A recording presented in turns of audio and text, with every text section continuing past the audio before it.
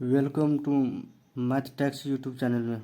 आज हम लोग क्लास 10th के त्रिकोणमिति के 8.2 के लिए जो फार्मूला जो होगा वो आज हम लोग प्रूव करेंगे। टेबल वाले फार्मूला पूरे में तो ही अच्छे से याद रहेगा, वैसे याद करिएगा और भूल जाइएगा, इसलिए मैं याद कराने की वजह अच्छे से प्रूव करता हूँ। आप देख लीजिए कैसे प्रूव होता है। और जब आगे जो आप पढ़ाई करेंगे, चाहे साइंस रख के इंटरमीडिएट कीजिएगा, मतलब इंटर कीजिएगा, या आगे जो भी पढ़ाई कीजिएगा, चाहे कोई भी कंपटीशन के, तो वहाँ पर ये चीज़ आपको याद करने की ज़रूरत नहीं पड़ेगा। इसलिए आप जो है इस चीज़ को अच्छे से देख लीजिए। मैं इसको अच्छी तरह से प्रूव कर रहा हूँ। सबसे मतलब कहीं भी जो से एंगल मान ली बनता है, मान ली एंगल बनेगा तो सबसे पहले कितना होगा, 0 डिग्री से एंगल बनेगा। एंगल का कितना मार्क कितने, 0 से यहाँ से लेकर यहाँ पर 360 बनेगा। इसलिए पहले हम सबसे पहले 0 डिग्री के बारे में जो है यहाँ पर देख लीजिए, यहाँ पर जो है 0 डिग्री के ऊपर बनेगा। इसलिए पहले मैं 0 डिग्री के बारे में यहाँ पर पढ़ाई कर स्टार्टिंग करूँगा 0 डिग्री से। तो यहाँ पर सबसे पहले मैं 0 डिग्री लिखता हूँ, उसके बाद 30 डिग्री, फिर उसके बाद 45 डिग्री, 60 डिग्री, 90 डिग्री, ये हो गया। और यहाँ पर मैंने त्रिकोणमितीय अनुपात में मैं साइन थीटा लिया हूँ। अब आपको यहाँ पर करना क्या है, तो फिर 0 से यहाँ पर नमनी करना है, मतलब 0 से लिखना है। तो 0, 1, 2, 3 और 4, इस तरह से आपको क्या लिखना है, लिखते जाना है। लिखने के बाद आपको क्या करना है, 4 से डिवाइड करना है। 4 से डिवाइड कीजिए, सभी में 4 से डिवाइड कर देंगे।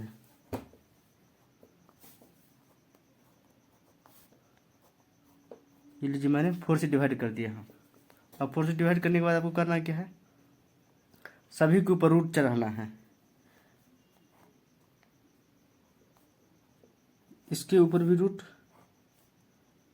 इसके ऊपर भी रूट, यहाँ पर रूट सभी के ऊपर चढ़ाना है।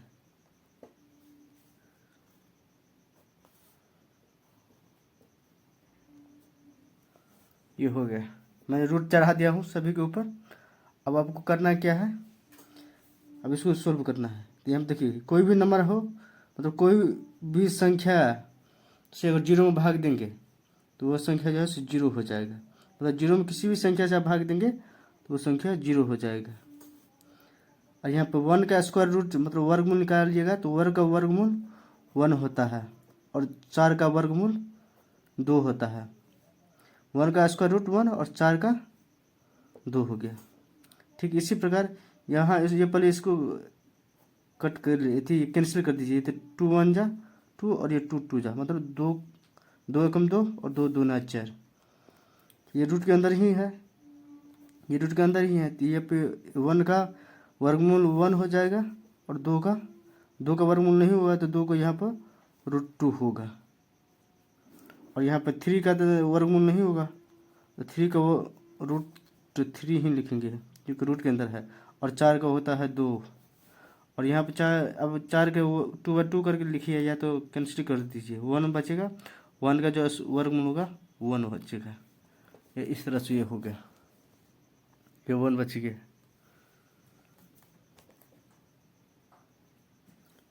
अब साइन का निकल गया वैल्यू। अब मैं यहाँ पे कॉस लिखता हूँ। कॉस लिखने के लिए तो यहाँ पे कॉस लिखिए, मैंने यहाँ पे कॉस थीटा लिख दिया हूँ।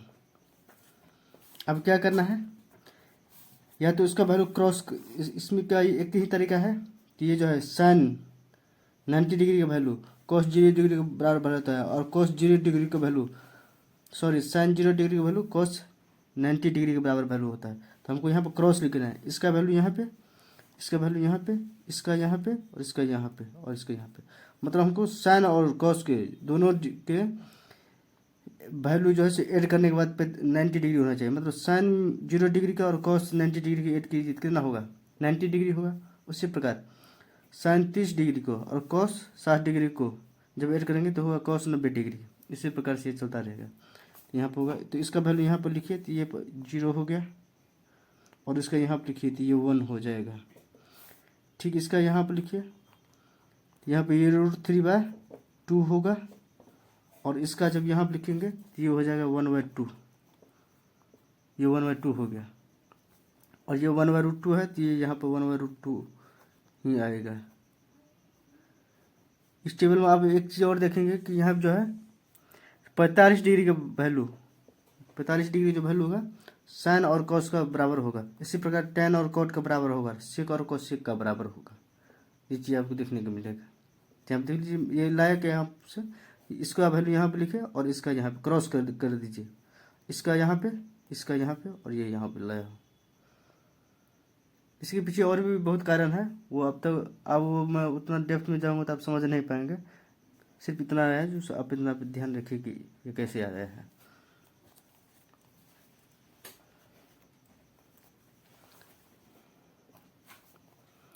अब है tan थीटा लिखता हूँ, tan थीटा।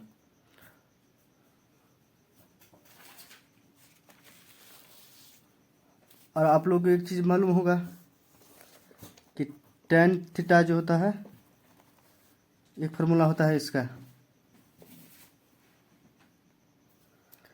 यहाँ पर tan थीटा है। मैं सबसे पहले आपको tan थीटा की फार्मूला क्लियर करता हूँ। एक फार्मूला होता है tan थीटा, इसका वैल्यू होता है p/h, सॉरी p/b।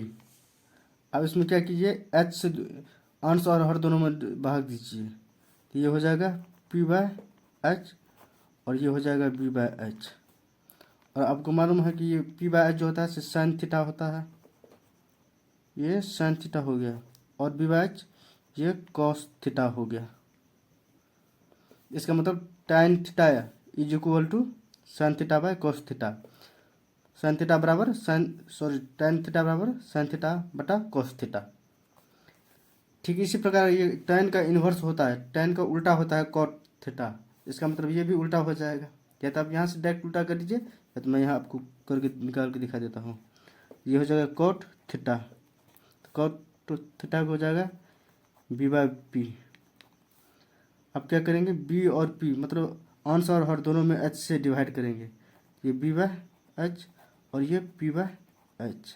आपको मालूम है कि b/h जो होता है सो cos थीटा होता है, और cot, और ये हो जाएगा sin थीटा। इसका मतलब ये हो गया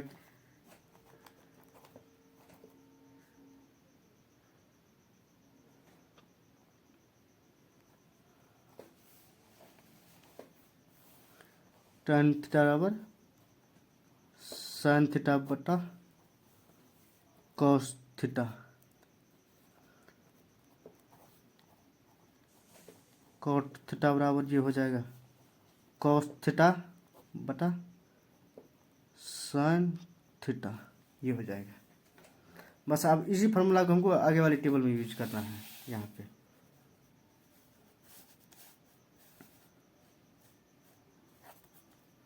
यहाँ पे क्या है, tan थीटा। तो आपको मालूम है कि tan थीटा बराबर sin थीटा बटा cos थीटा होता है। तो क्या करेंगे, sin में cos से डिवाइड करेंगे, तो sin का वैल्यू क्या है यहाँ पे 0। इसका मतलब sin का जो वैल्यू होगा उसमें cos के वैल्यू से हम भाग करेंगे। तो sin का वैल्यू कितना है 0 डिग्री, और cos का वैल्यू है 1 डिग्री। तो sin थीटा बराबर 0 और cos थीटा बराबर 1, तो 0 में जब 1 से डिवाइड करेंगे तो होगा 0। इसी प्रकार 1/2 में मतलब 1/2 में जब 3√3/2 से डिवाइड करेंगे तो ये 2 और ये 2 कैंसिल हो जाएगा, तो सिर्फ बचेगा ऊपर में 1 और नीचे में बचेगा √3। इसी प्रकार ये और ये पूरा कैंसिल हो जाएगा, तो ये 1 हो जाएगा, क्योंकि ये सेम है, मतलब ये जितना है उतना ये भी है। तो सेम नंबर्स में डिवाइड करने पर मतलब किसी भी नंबर में उसी नंबर से भाग देने पर उसका जो होता है भागफल 1 बचता है, ये हो गया। और इसमें देखिए, इसमें 2 और ये 2 कैंसिल हो जाएगा, ये सिर्फ बचेगा √3। और यहाँ पे ये क्या है 1 और 0, 1 में जब 0 से डिवाइड कर देंगे तो ये अनडिफाइन हो जाता है, अपरिभाषित, अपरिभाषित, जिसको कहते हैं अनडिफाइंड, जिसको मतलब डिफाइन नहीं किया जा सकता, जिसको परिभाषित नहीं किया जा सकता है। अब नेक्स्ट हो गया कॉट थीटा। कॉट थीटा क्या निकलेंगे, या तो 1 में आप cos थीटा बटा sin थीटा होता है, अब cos थीटा में sin थीटा से डिवाइड करके दीजिए, या तो इसी को पलट दीजिए, या तो इसको पलट दीजिए, इसको ऐसे पलट दीजिए, मतलब 0 है और नीचे में कुछ नहीं तो 1 होगा, तो 1 में जब 0 से डिवाइड करेंगे तो अपरिभाषित। इसको भी करें 1 और √3, तो ये √3 ऊपर चला जाएगा, 1 नीचे आ जाएगा। इसको भी पलटेंगे तो ये 1 आ जाएगा, और ये भी, ये उसको पलटेंगे, नीचे में 1 है तो ये 1 ऊपर चल जाएगा, और √3, और यहाँ पे 0 है अपरिभाषित। इसका मतलब 0 से डिवाइड किया गया है, जब 0 और नीचे में 1 होगा, अब उसको पलटेंगे तो 1 ऊपर चला जाएगा, 0 जो है 0 ऊपर चला जाएगा, 1 नीचे आ जाएगा। या नहीं तो आप क्रॉस गुना कर लीजिए, यहाँ पे जैसे यहाँ पे किए थे क्रॉस लाए थे, क्रॉस गुना नहीं करना है, क्रॉस लाना है। यहाँ से ये क्रॉस आ गया और ये यहाँ चला गया, ये यहाँ चल गया, ये यहाँ चल गया, मतलब first last second second second second और बीच बीच वाला। ठीक इसी प्रकार यहाँ भी करना है। इसी तरह से आप इसको 3 तरीके से निकाल सकते हैं, या तो क्रॉस करके, या तो इसको पलट दीजिए, क्योंकि tan का इन्वर्स कॉट होता है, या तो आप इस विधि से कॉस के वैल्यू में साइन के वैल्यू से आप डिवाइड कीजिए, इस तरीके से भी वैल्यू आ जाएगा। तब जिस तरह से कीजिए, दोनों तरीका है आपके पास। मैं आपको यहाँ पर क्रॉस करके हिला के दे देता हूँ, ये हो जाएगा अपरिभाषित।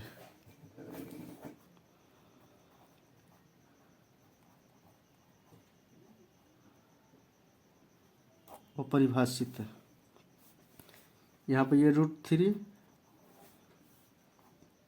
ये 1 और ये यहाँ पर आ जाएगा,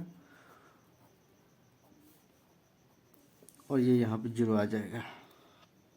इस तरह से ये हो गया।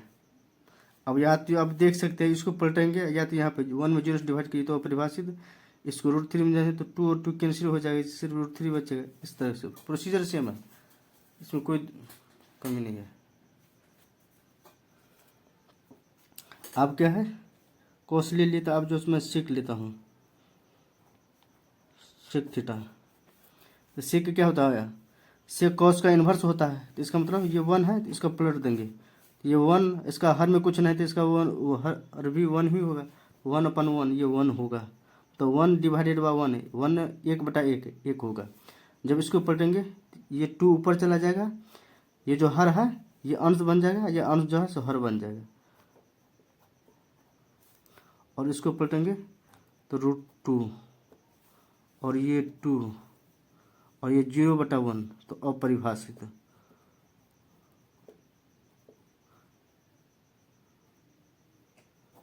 जिसको आपको बुक जो है इस तरह से दिखा भी देता है कि इस तरह से भी दिखाता है। अब या तो इसको आप क्रॉस कर लीजिए यहाँ पे, अब मैं कोसेक लिखता हूँ,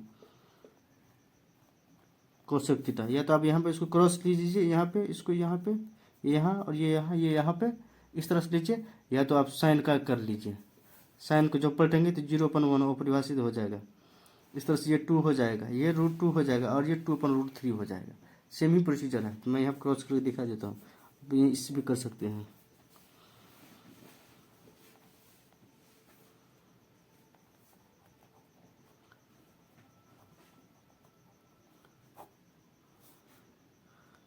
अब परिभाषित ये 2 यहाँ पर आ जाएगा, ये √2 हो जाएगा, और ये √3/2 हो जाएगा, और ये 1 हो जाएगा।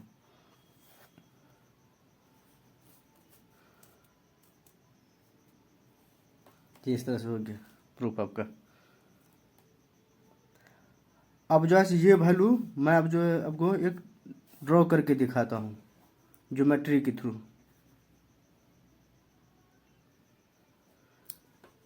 अब जो है हम लोग 45 डिग्री, 30 डिग्री और 60 डिग्री के त्रिकोणमितीय अनुपात जो है से निकालेंगे। वहाँ पर टेबल में निकाल रहे थे, अब जो मैं यहाँ पे ड्रॉ करके निकालेंगे ज्योमेट्री के थ्रू से। यहाँ देखिए, मैंने इंग्लिश में लिख दिया हूँ trigonometric ratio of 45 degree, 30 degree and 60 degree. आप लोग ये वीडियो देखिए, आपको अच्छा लगे तो जो कमेंट में बता सकते हैं। मैं त्रिकोणमिति जो है सो केसी सिन्हा और आर डी शर्मा से भी पढ़ाऊँगा, और ऐसी बोर्ड वालों के लिए मैं सेलिना बुक है, आर डी शर्मा जो भी है उन सभी बुक से पढ़ाऊँगा। तो आप अपना जैसे ओपिनियन बता सकते हैं। ठीक, मैं पहले यहाँ पर दिखाता हूँ।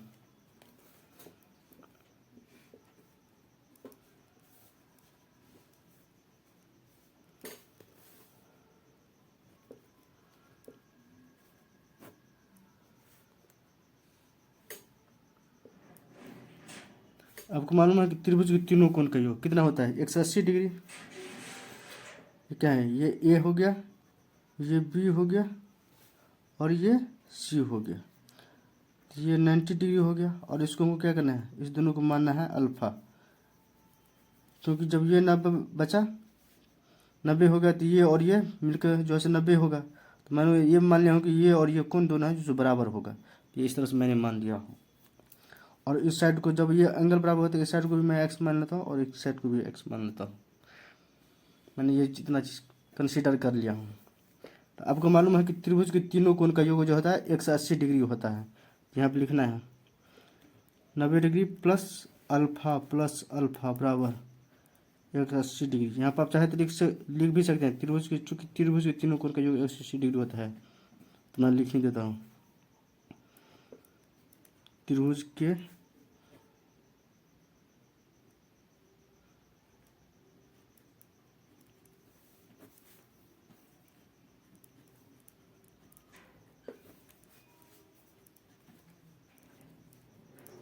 कोणों का योग बराबर 180 डिग्री। ये हो गया 90 डिग्री प्लस अल्फा बराबर 180। ये 90 प्लस ये अल्फा और ये हो जाएगा 2 अल्फा बराबर 180 डिग्री। जो 2 अल्फा इस साइड रहेगा, कॉन्स्टेंट टर्म दोनों एक साइड जाएगा, तो ये 180 माइनस 90, तो 2 अल्फा बराबर 90 डिग्री बचेगा। अल्फा का वैल्यू जो है जब 45 90 में 2 से डिवाइड करेंगे तो यहाँ पे 45 डिग्री बचेगा। ये हो गया। इसका मतलब ये भी 45 डिग्री और ये भी 45 डिग्री हो गया। ये हो गया। और आपको मालूम है कि पाइथागोरस प्रमेय से कर्ण का स्क्वायर बाकी जो दो भुजा बचा है, मतलब ये कर्ण का स्क्वायर बाकी दो ये शेष दो भुजा है उसके स्क्वायर के योग के बराबर है। ये चीज़ आपको मालूम होगा। तो ये चीज़ तो क्या होगा? कर्ण ये होगा, क्योंकि मालूम आपको कर्ण का स्क्वायर जो होता है लंब का स्क्वायर प्लस आधार का स्क्वायर, मतलब हाइपोटेन्यूज का स्क्वायर बराबर परपेंडिकुलर का स्क्वायर प्लस बेस का स्क्वायर। ये हो गया। तो यहाँ पर कर्ण क्या है? AC का स्क्वायर इज इक्वल टू लंब यहाँ पे AB का होल स्क्वायर प्लस BC का स्क्वायर। ये हो गया।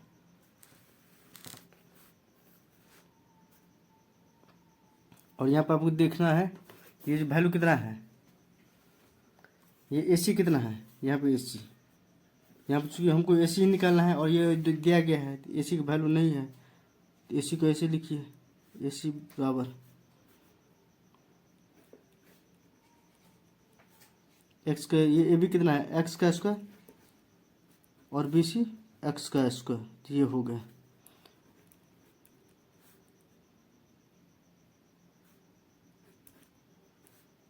एक्स का स्क्वायर प्लस एक्स का स्क्वायर, ये हो गया। तो AC ये हो जाएगा। जब इस पे से स्क्वायर हटाएंगे तो इस पे रूट चढ़ेगा, तो ये होगा चूँकि x square plus x square, तो ये हो जाएगा 2x स्क्वायर और ये इस रूट के अंदर आ जाएगा तो 2x स्क्वायर हो जाएगा। तो AC बराबर हो जाएगा 2x स्क्वायर, ये है तो रूट 2 होगा और x स्क्वायर में है तो ये एक x बाहर आ जाएगा। इसका मतलब ये जो है ये साइड बचा हुआ 2√x। ये हो गया।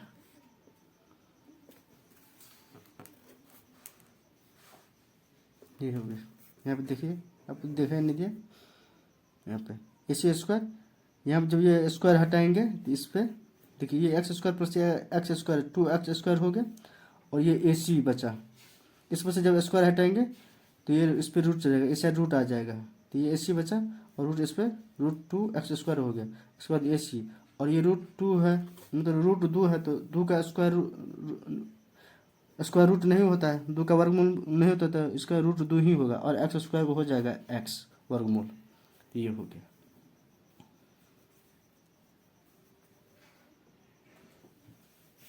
अब जो है सो हमें लिखना है यहाँ पे value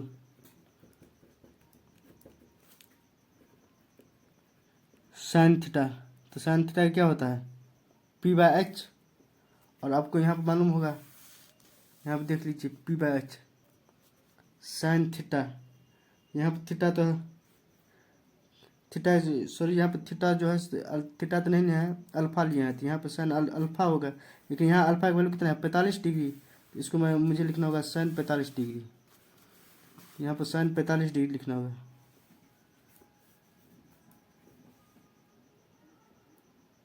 sign 45 degree, sign 45 degree चाहे आप यहाँ से लीजिए, इस साइड से लीजिए या इस साइड से लीजिए।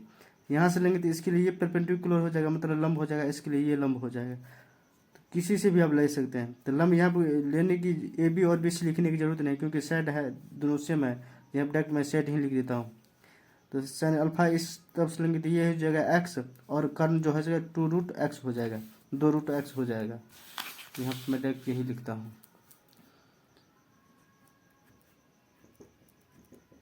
टू रूट एक्स हो गया। यहाँ पर x से x कैंसिल हो गया, तो ये 1 और √2 हो गया।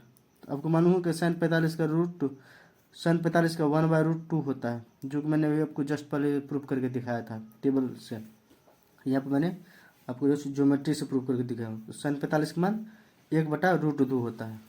इसी प्रकार अगर कॉस निकालेंगे, कॉस 45 का, तो इसका भी यही यहाँ से लीजिए, यहाँ से बेस इससे लीजिए या इससे लीजिए, और ये हो जाएगा। तो x/√2x हो जाएगा, x/√2x। फिर x से x कैंसिल, और ये बच गया 1/√2। अब बचा है tan 45 का मान। तो tan 45 का मान हो गया। यहाँ देखिए, अब किसी तरह से लीजिए, यहाँ पे या तो ये बेस होगा या तो ये बेस होगा। इससे लीजिए तो ये परपेंडिकुलर, इससे लीजिए तो ये परपेंडिकुलर, इसके अकॉर्डिंग ये परपेंडिकुलर तो ये बेस है, इसके अकॉर्डिंग ये परपेंडिकुलर मतलब ये लंब तो ये बेस, x/x हो जाएगा।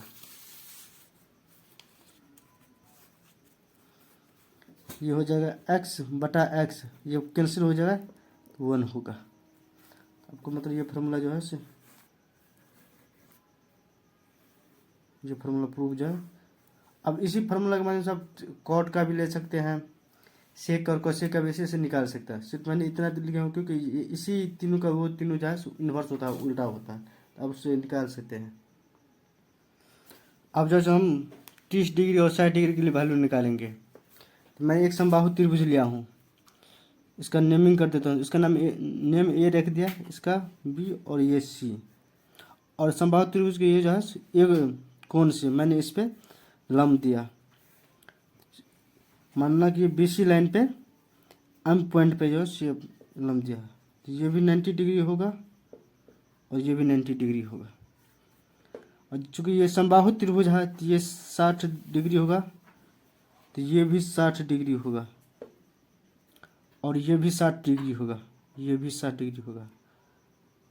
लेकिन यहाँ से क्या, मैं इस कोण समद्विभाजक, इस कोण से समद्विभाजक रेखा खींचा हूँ, तो ये 30 डिग्री बचेगा 60 डिग्री का, और ये भी 30 डिग्री बचेगा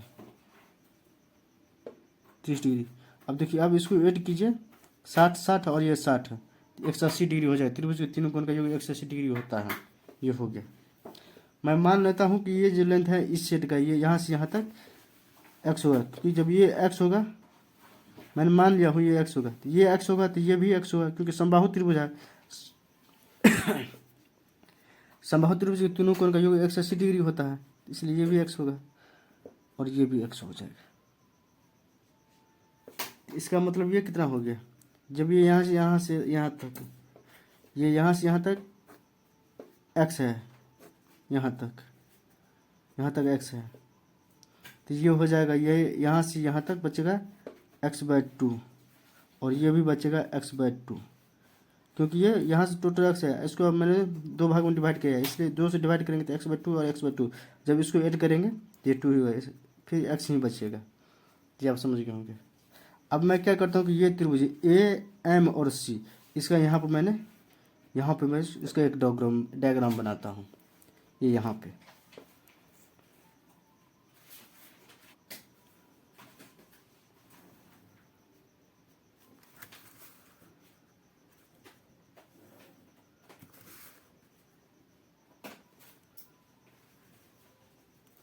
ये मैंने ये त्रिभुज बना लिया ए एम और सी, तो इसका नाम भी लिख देता हूँ ए एम और सी।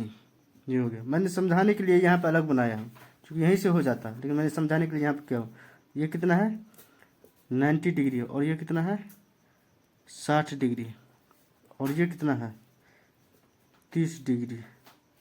आपको मालूम है कि ये x है और ये x/2 है, तो ये हम यहाँ पर निकाल लेंगे आसान से।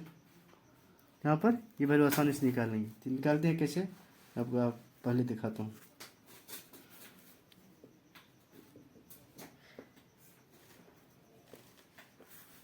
वैल्यू निकालना है,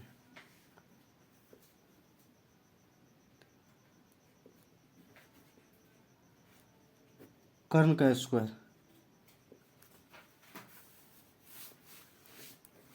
कर्ण का स्क्वायर क्या होता है, अभी भी मैंने कहा था, लंब का स्क्वायर प्लस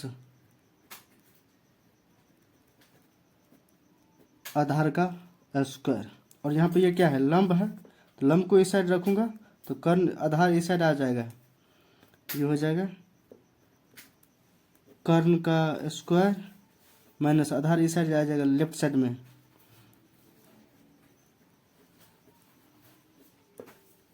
आधार का स्क्वायर, और ये आधार इसी साइड बचा, लंब इस साइड बचा, ये हो गया। आप इसको तो ये भी लिख सकते हैं,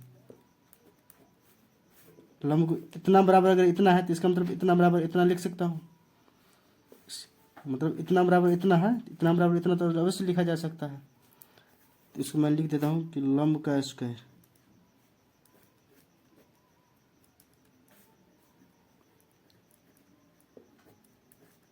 कर्ण का स्क्वायर माइनस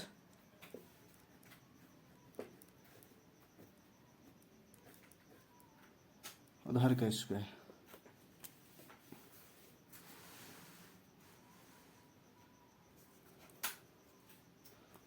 यहाँ पे कर्ण कितना है, यहाँ पे देख लीजिए आप, यहाँ पे लंब ये तो नहीं है, यहाँ पे लंब कितना, मैं इसको एम लिखूँ, लंब को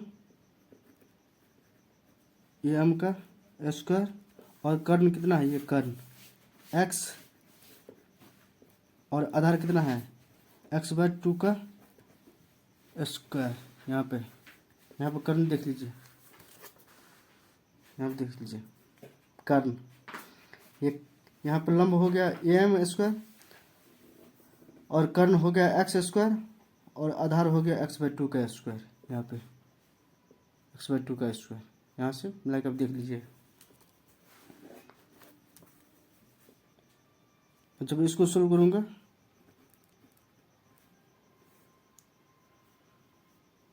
तो ये जो रूट है ये इस साइड चला जाएगा, ये जगह x² माइनस, और ये जो स्क्वायर होगा तो x/4 ये हो जाएगा। अब जैसे इसको निकाल लेंगे, एलसीएम लेंगे, तो ये हो जाएगा 4, और जब यहाँ पर कुछ नहीं तो 1 होगा, 1 में जब 4 से डिवाइड करेंगे तो 4 होगा, 4 को जब x² से मल्टीप्लाई करेंगे तो ये 4x² हो जाएगा, और ये x² हो जाएगा, और ये यहाँ पर इतना हुआ।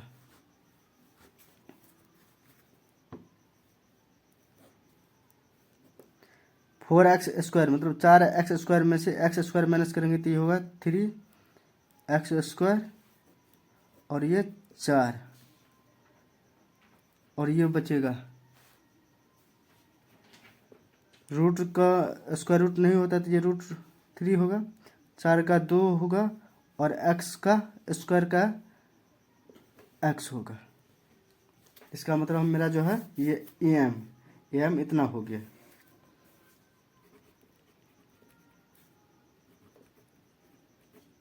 √3/x ये हो गया। अब ये मैं m का वैल्यू यहाँ पर लिख देता हूँ, √3/2 एक्स, ये हो गया। अब हमको वैल्यू निकालना है 30 डिग्री के लिए। यहाँ पर मैं लिखता हूँ, ये 4 है, 4 30 डिग्री, या हिंदी में लिख सकते हैं 30 डिग्री के लिए। 30 डिग्री के लिए MC, देखिए MC हो जाएगा P, AM हो जाएगा B, और AC हो जाएगा H। यहाँ पर देख लीजिए आप, यहाँ पर 30 डिग्री के लिए ये हो जाएगा MCP, और ये बेस हो जाएगा M, और कर्ण तो ये होगा, ये हो गया।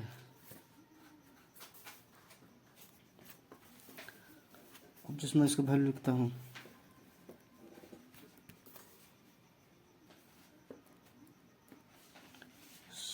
sin 30 डिग्री यहाँ पे होना चाहिए मुझे।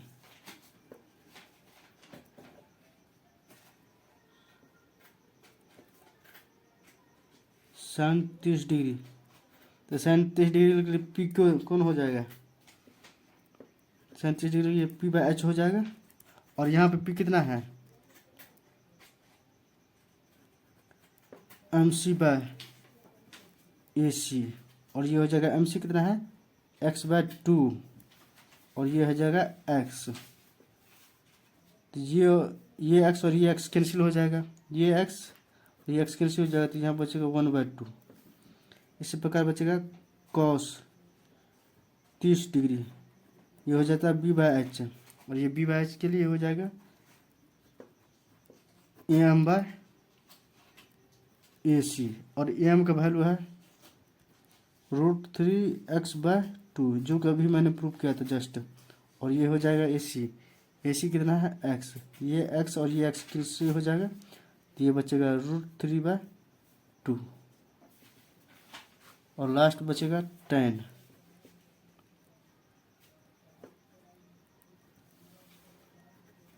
P/B। अब मेरे पास स्पेस कम है, मैं यहाँ इसी में लिखता हूँ, तो ये हो जाएगा MC/AM। यहाँ पे MC है x/2, और AM है √3x/2, √3/2। यहाँ से ये x से ये x कैंसिल, ये रूट से रूट कैंसिल, यहाँ बचेगा 1/√3। यहाँ पे ये मेरा प्रूफ हो गया। अब जैसे हम 60 डिग्री के लिए प्रूफ करता हूँ, अब जैसे 60 डिग्री के लिए लिखता हूँ 460 डिग्री, तो 60 डिग्री क्या लिखेंगे? sin 60 डिग्री बराबर P/H होता है, P/H। अब यहाँ पे देख लीजिए P क्या होगा, यहाँ के लिए 60 डिग्री P AM होगा, और ये कितना होगा? H, AC होगा। तो यहाँ पे AM कितना है? √3/2x, और ये x, ये और x कैंसिल हो जाएगा, ये सिर्फ बचेगा √3/2, ये हो गया। cos 60 डिग्री के लिए ये होगा B/H, और यहाँ पे B कितना है? cos 60 डिग्री के लिए B, ये MC होगा, MC, और कर्ण हो जाएगा AC। तो MC कितना है? x/2, और AC जो है x है, ये और ये x कैंसिल बचेगा, तो यहाँ पे सिर्फ बचेगा 1/2। यहाँ पे ये अलग है, ये इसका वैल्यू है, तो ये ध्यान रखिए। और ये हो गया tan 60 डिग्री P/B, यहाँ पे 60 डिग्री P ये हो जाएगा AM, और ये हो जाएगा MC। तो AM कितना है? √3/2x, और ये x/2, 2 से 2 कैंसिल, x से x कैंसिल, बचेगा सिर्फ √3। ये हो गया आपका, ये हो गया। मैंने आज पूरा फार्मूला 8.2 के लिए मतलब 8.2 के लिए पूरा फार्मूला जो है प्रूव करके दिखा दिया हूँ। आप इसको अच्छे से याद कर लीजिएगा और मैं इसे चैप्टर सोल्व करूँगा। आप नेक्स्ट चैनल वीडियो का भी जो है सो आपको लिंक दे दूँगा।